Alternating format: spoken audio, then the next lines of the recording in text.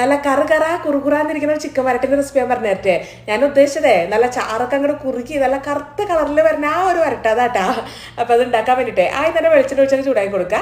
അതിൻ്റെ അകത്തേക്ക് നല്ല ചെറുതാക്കി അരിഞ്ഞ 3 സവാള, ആ കളറൊക്കെ മാറി വരുന്നവരെ നല്ലോണം വഴറ്റി കൊടുക്കുക. ഇനി ഇതിൻ്റെ അകത്തേക്ക് ചതച്ച് വെച്ചിരിക്കുന്ന 1 ടേബിൾ സ്പൂൺ വെളുത്തുള്ളി, 1 ടേബിൾ സ്പൂൺ ഇഞ്ചിയും ചേർത്ത് മിക്സ് ചെയ്ത് കൊടുക്കുക.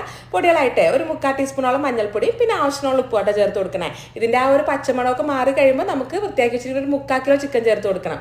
കുറച്ച് കറിവേപ്പിലൂടെ ചേർത്തിട്ടെ മിക്സ് ചെയ്തിട്ട് അടച്ചു വെക്ക്. ഈ ചിക്കനിൽ നിന്ന് വെള്ളം ഇറങ്ങി തുടങ്ങട്ടെ. അപ്പോഴേക്ക് നമുക്ക് വേറൊരു മസാല ഉണ്ടാക്കണം. അതിന് വേണ്ടിയിട്ട് ഒരു 2 ടീസ്പൂൺ കുരുമുളക്, 1 ടീസ്പൂൺ പെരുംജീരകം, 1/2 ടീസ്പൂൺ നല്ല ജീരകം, പിന്നെ 1 ടീസ്പൂൺ മല്ലി, ഒരു 4-5 കാശ്മീരി ചില്ലി, 3 കരയാമ്പ്, 3 ഏലക്ക, ഒരു ചെറിയ പീസ് പട്ട, എല്ലാം കൂടെ നല്ലോണം അങ്ങോട്ട് വറുത്തിട്ട് അതിൻ്റെ ചൂടാറി കഴിയുമ്പോൾ മിക്സർ ജാറിലിട്ട് അങ്ങോട്ട് പൊടിച്ചെടുക്കണം.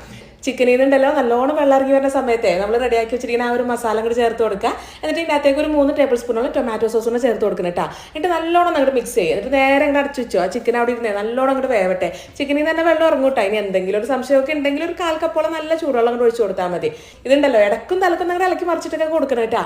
ഇനി ഈ ചിക്കൻ്റെ ഗ്രേവിയൊക്കെ നല്ലോണം അങ്ങോട്ട് കുറുകി നമ്മളെ ചിക്കനൊക്കെ അടിപൊളിയായിട്ട് വെന്ത് കഴിഞ്ഞാൽ എരിവ് കുറവുണ്ടെങ്കിൽ മാത്രം കുറച്ച് കുരുമുളകിനെ കൂടി ചേർത്ത് കൊടുക്കുക. പിന്നെ കുറച്ച് മല്ലിയിലൂടെ ചേർത്തിട്ട് നല്ല ചൂടോടുകൂടി തന്നെ അങ്ങോട്ട് സെർവ് ചെയ്തോ. ഇതിൻ്റെ കൂടെ ഉണ്ടല്ലോ ചപ്പാത്തിയോ പൊറോട്ടയോ നെയ്ച്ചോറോ എന്താണെങ്കിലും സൂപ്പർ കോമ്പിനേഷനാ. ഈ ഒരു വരട്ടുണ്ടാക്കാൻ നേരത്തുണ്ടല്ലോ ചിക്കൻ്റെ എല്ലോട് കൂടിയിട്ടുള്ള ആ ഒരു പീസസ് എടുക്കണം കേട്ടാ. അതിനാണ് കുറച്ചും കൂടെ ഒരു ഫ്ലേവർ കൂടുതലായിട്ടുള്ളത്.